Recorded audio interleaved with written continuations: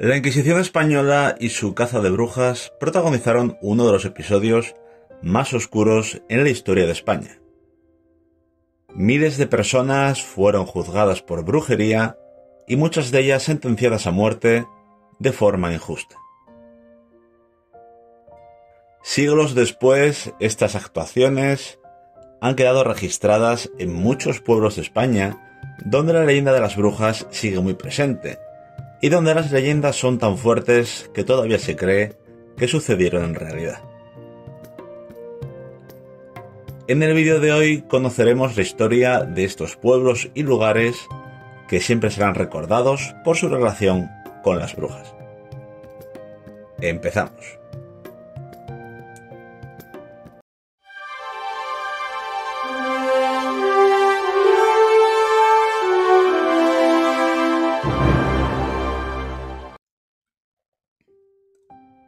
La Inquisición surgió como un procedimiento judicial de la Iglesia Católica en el año 1184, pero la Inquisición española no se instauró hasta finales del siglo XV. Su función era la detección, persecución y condena de la herejía mediante interrogatorios, torturas y otras técnicas de obtención de pruebas. Los tribunales de la Inquisición en la Edad Media eran presididos por un inquisidor, que actuaba como delegado del Papa. El más conocido en España fue don Tomás de Torquemada, que fue designado en 1485 inquisidor por los Reyes Católicos. En los primeros años de su existencia se centraron en eliminar cualquier resto de otras religiones que no fuera la Iglesia Católica, echando de la península al pueblo judío y a las pocas familias musulmanas que quedaban tras la Reconquista. En muchas ocasiones también les obligaban a convertirse al catolicismo bajo amenazas de muerte. Tras esa primera etapa, la actividad de la Santa Inquisición se centró en aquellos habitantes cuyas vidas estaban fuera del camino de Dios, es decir, cualquier persona que tuviese un comportamiento diferente al resto, y en ese punto es cuando comenzó la persecución de las brujas. Lo más preocupante de esta etapa no era el hecho de que pudieran juzgarte por cosas como estar soltera o tener un comportamiento bohemio apartado de la sociedad, sino que las acusaciones podían provenir de cualquier feligrés. Es decir, que si algún vecino te tenía manía, podía meterte en un buen problema. En este canal ya hemos hablado de muchos casos reales en los que mujeres y hombres fueron juzgados y condenados a muerte por ejercer las malas artes de la brujería. En muchos casos, la condena fue injusta o desmesurada, y esto provocaba que muchas personas huyesen a lugares remotos o a zonas donde la Iglesia y la Santa Inquisición no tuvieran tanto poder.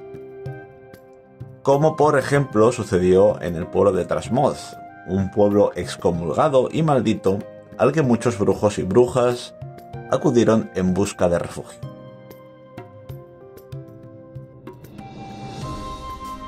Uno de los casos más conocidos en España es el de la cueva de Zugarramurdi. A comienzos del siglo XVII, en esta localidad de Navarra, se desató una caza de brujas que concluyó con la quema de 6 personas, las últimas que perecieron en España por esta causa, y otras 5 perecieron en prisión. Existen varias versiones de cómo se descubrió lo que sucedía en el interior de aquella cueva. Unos dicen que una vecina tuvo una visión de lo que allí sucedía, y otros que las reuniones que allí se realizaban, lejos de estar relacionadas con la brujería, atraían a los curiosos por el ruido y el humo de sus fogatas.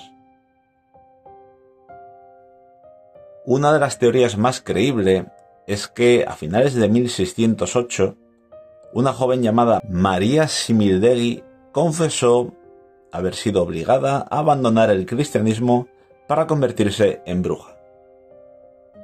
Debido a sus remordimientos, cayó enferma y se confesó con un sacerdote de Hendaya, que la ayudó a librarse del demonio.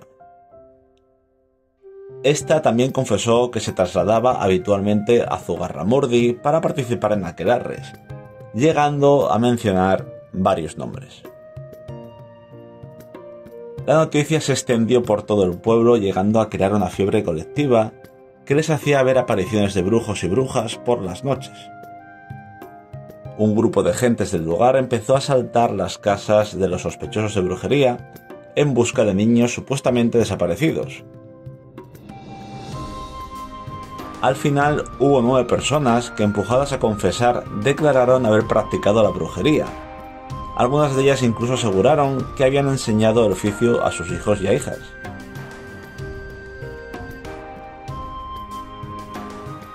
En los primeros días de 1609, todos ellos confesaron su delito en la iglesia ante los demás vecinos y obtuvieron el perdón. Pareció que la calma volvía a la aldea navarra, pero entre tanto alguien había avisado a la Inquisición, y fue cuando la cosa se puso fea. Se llegaron a recoger testificaciones contra 280 brujos en la comarca, pero finalmente el Tribunal de la Inquisición de Logroño procesó a 31 personas, 6 de ellas quemadas públicamente en la hoguera. Se dice que aquellas que evitaron ser juzgadas decidieron buscar otro lugar donde reunirse, y ahí es donde la población burgalesa de Cernégula toma el papel protagonista. El principal motivo de esta reunión mágica era porque se creía que esta zona estaba alejada de los ojos de los inquisidores. Sin embargo, en las crónicas de la Inquisición española hay datos que confirman que eran conocedores de los rituales que ahí se celebraban mucho antes de los acontecimientos de Zugarramurdi. Existen registros de los ritos, del tiempo que duraban y de los brebajes que allí se preparaban.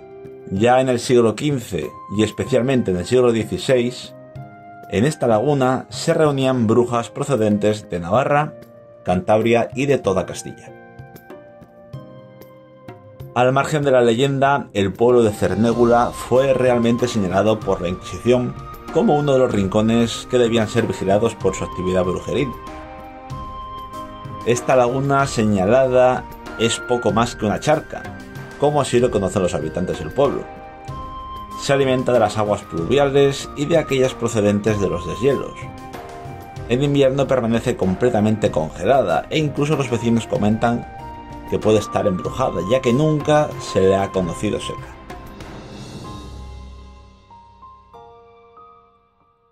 El Tribunal del Santo Oficio de Cuenca extendía su poder en el siglo XVI sobre Sigüenza, Guadalajara, Toledo, Albacete, Levante e incluso algunas localidades de Murcia. Era uno de los más temidos porque tenía una amplia extensión y las causas siempre las seguía hasta el final. En la villa soriana de Barahona, que era parroquia de tal diócesis, está documentada la existencia de juntas y aquelarres de brujas, no solo castellanas, sino levantinas y aragonesas.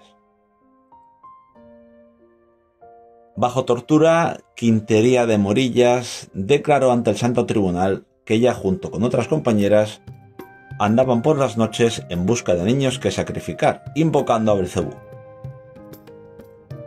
Después untaban las corvas, las ingles, sobacos y coyunturas de los codos por dentro, con un ungüento hecho con cera, pez, ajenjo, culebra y niño muerto.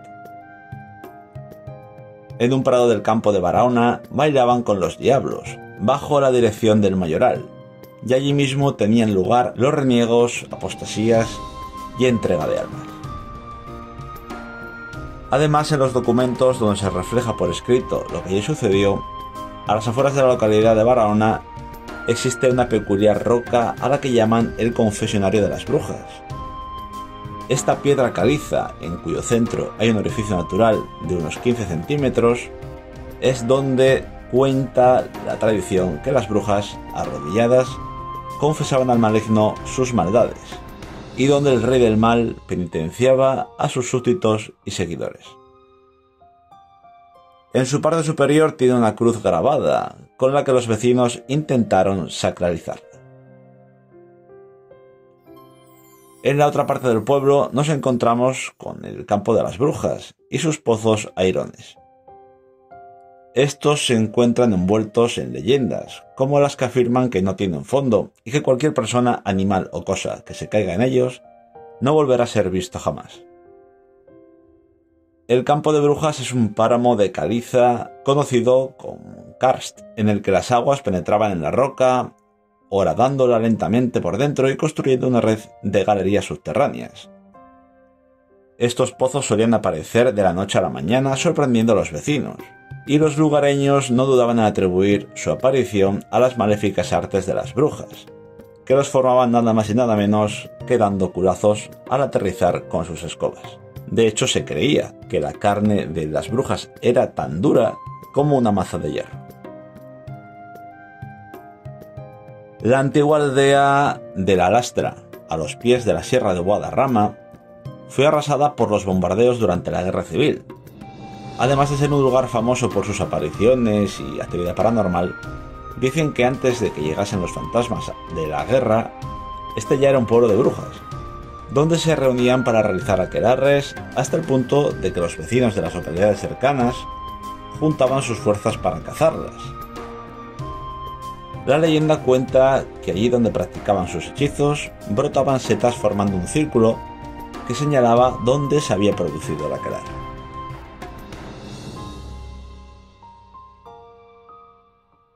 San Salvador de Coiro, en Pontevedra. Cuenta la leyenda que los aquelarres se reunían en la playa de Coiro para realizar sus hechizos y llamar a las ánimas errantes de la zona. Y es que las historias de esta pequeña localidad, entre las rías de Vigo y Aldán, son para no dormir. La leyenda añade que la campana de la iglesia de San Salvador resonaba en toda la localidad sin que nadie la tañase para llamar a las brujas. A más de una hora de Granada, en la zona de la Alpujarra, se encuentra Soportujar. Se cuenta que este pueblo fue fundado por un aquelarre de brujas que provenía de Galicia huyendo de la Inquisición.